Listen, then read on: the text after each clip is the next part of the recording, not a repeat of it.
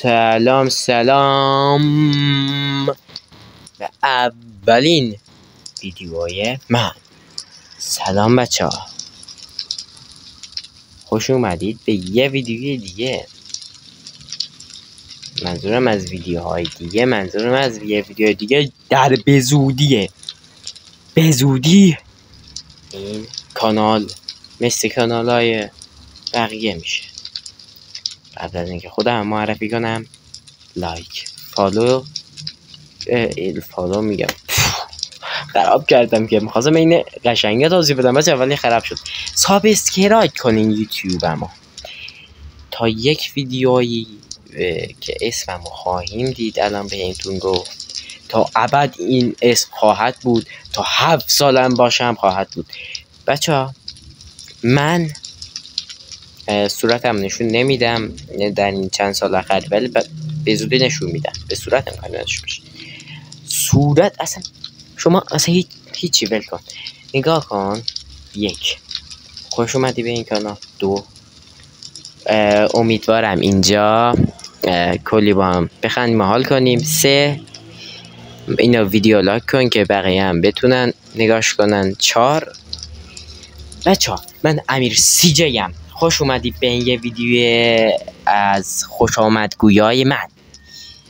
و میخوام به تو این ویدیو بگم که من یک ماینکرافت پلیر جدیدم.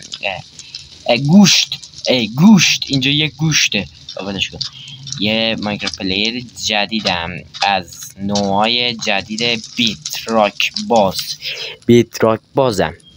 جاوا پلیر باز به زودی خواهیم شد، ولی ما هنوز بیتراکیم. دور جاوا رو خط بکشیم. به بیتراک بازها سلام میگویم. مثلا یکی از بیتراک بازیان میشناسم به نام ماینکرافت بوی نمیدونم ولی هرچی منو دنبال کنی ما هم میخوام مثل اونا بشم. بچه قرار تو اینجا فقط ماینکرافت میذارم. 3 نوع بازی است که میخوام بذارم. اولین بازی که داخل بازیه. دومین بازی که اولین بازی جدیاً ماینکرافت. دومین بازی فیفا بود. آره، فیفا 24 که الان دیگه فیفا نیست، اسمش فیسیه. چی بود؟ فیس نمیدونم، هر چیزی بود. فیسی دیگه فیفا نیست، ولی 24 هر چی میدونم. اومدیم تو این ویدیو فقط آشنایی بگیم. اسم واقعیت خودم هم نمیگم هنوز، ولی میگم چند سالمه. من 14 سالمه.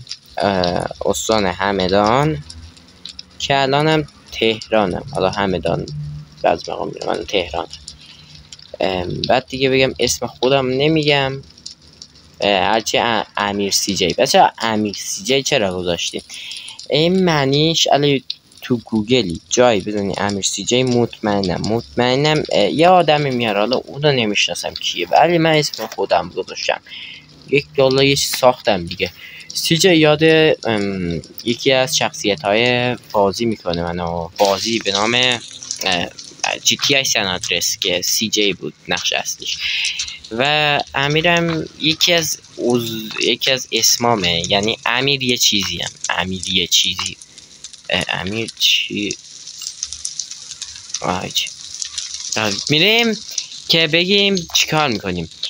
2 راستی 3 تا بازی گفتم. اون یکی بازی بچه بهتون نمیگم فعلا، دارم فکر میکنم یه بازی جای برای سوم بسازم. 3 تا بازی، فقط 3 تا بازی نیست، باز ادامه میدیم، باز بهتر میسازیم، باز یه کاری میکنیم.